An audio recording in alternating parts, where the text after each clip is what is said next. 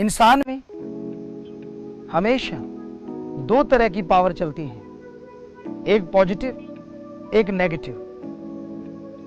जो negative power है उसका स्रोत, उसको देने वाले को मन कहते हैं, और जो पॉजिटिव है उस पावर को देने वाले को आत्मा कहते हैं। हमारे धर्मों में मन की आवाज और आत्मा की आवाज कहा जाता है। मन बड़ी जालिम ताकत है। इंसान बैठा कहीं और होता है, पलक झपकते ही मन कहीं से कहीं ले जाता है।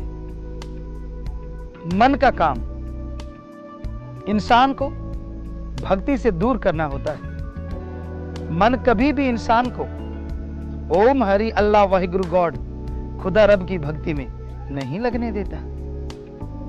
मन हमेशा जब आप भक्ति पे बैठते हैं अजीबोगरीब सोच देना शुरू कर देता है। कई बार आप भक्ति में बैठे हैं और मन आपको पूरी दुनिया में घुमा रहा होता है। आप भक्ति में बैठते हैं, वो बातें याद आती हैं जो पहले कभी याद आई ही नहीं। आप बुरे कर्म करते हैं तो मन खुश होता है, और अच्छे कर्म करते हैं तो मन नाराज होता है, आपको रोकता है। कई लोग सोचते हैं आत्मा तो परमात्मा की अंश है, वो मन के आगे हार कैसे जाती है। वाकई आत्मा में जबरदस्त पावर है, मन से करोड़ों गुना बढ़ के। लेकिन भगवान ने जब यह शरीर बनाया तो काल महाकाल को यह वचन दिया कि आत्मा अपने पिछले जन्मों का लेखा जोखा भूल जाएगी, और जहरा चमत्कार दिखा के कोई इस कलयुग में आत्मा को परमात्मा से जोड़ेगा नहीं। तो इससे आत्मा की जो शक्ति है वो कम हुई। दूसरे शब्दों में आप मन को खुराक देते रहते हैं। झूठ बोलना, ठगी, बेईमानी, भ्रष्टाचार, पाप करना, अत्याचार करना, यह सब मन की खुराक है। आत्मा की एकमात्र खुराक ईश्वर की भक्ति है, जो कि आप करते नहीं। तो मन वैसे भी काल के देश में रहता है, काल का एजेंट है, और आप उसे दिन रात खुराक देते चले जाते हैं, तो उससे मन और हावी हो रहा है। और मन के अधीन जब इंसान हो जाता है, पलक झपकते ही उसे आसमान में ले जाता है। अभी पलक झपकी नहीं कि पाताल में कब पहुंच गए कुछ पता नहीं चलता। मन बड़ा जालिम है। जो भी मन के हाथों चलते हैं, जो भी मन के हाथों मजबूर हो जाते हैं, वो इंसान कभी सुखी नहीं रह सकते, हमेशा दुखी रहते हैं, परेशान रहते हैं। करवाता मन है और भरती आत्मा है। आपके दिलो दिमाग में जो बुरे ख्यालात आते हैं, बुरी सोच आती है, एक तरह से आत्मा का वो घात है। क्या मन जीता नहीं जा सकता? क्या बुरे विचार आने बंद नहीं होंगे?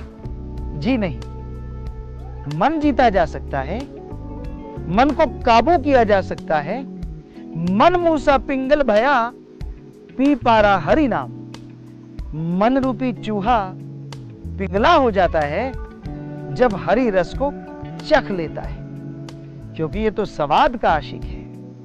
मन को स्वाद चाहिए, और हरि रस, अमृत, आबो हयात में जो स्वाद है, आनंद ही नहीं, जो परमानंद है, वो दुनिया की किसी भी वस्तु में नहीं है, किसी भी चीज में नहीं है। वो परमानंद, वो लज्जत जब मन चखता है, जब मन को हासिल होती है, तो मन फिर बाहर दौड़ने से रुक जाता है। एक बार हरि रस आपको पिलाना पड़ेगा। एक बार अमृत आबो हयात से मन को आपको जोड़ना पड़ेगा। एक बार इसने स्वाद लिया नहीं कि दुनियावी गंदगी से ये मुंह फेर लेगा। पर जब तक वो हरी रस नहीं पिया जाता, जब तक अमृत आबो हयात को मन चख नहीं लेता, तब तक आपको मेहनत करनी होगी। आप पैदल जा रहे हैं, चलते जाइएगा, जीभा से मालिक का नाम लेते जाइएगा। लेट के, बैठ के, काम धंधा करते आप मालिक का नाम लें। और जल्दी मन को काबू करना है, जल्दी परमानंद हासिल करना है, तो सुबह सवेरे 2 से 5 के समय में आप 1 घंटा मालिक की याद में बैठें, और शाम का समय रोटी से पहले या रोटी के 2-2.5 घंटे बाद घंटा मालिक की याद में बैठे। ऐसा आप 2 महीने कर लें। कहने को हमने बोला 2 महीने, वैसे घंटों को कैलकुलेट करें, हमारे ख्याल से 5 दिन और 5 रात बनते हैं। आप इतना समय मालिक की याद में लगाइए, यकीनन मन रुकने लगेगा। आपके अंतःकरण से मालिक के चमत्कार नजारे आने लगेंगे।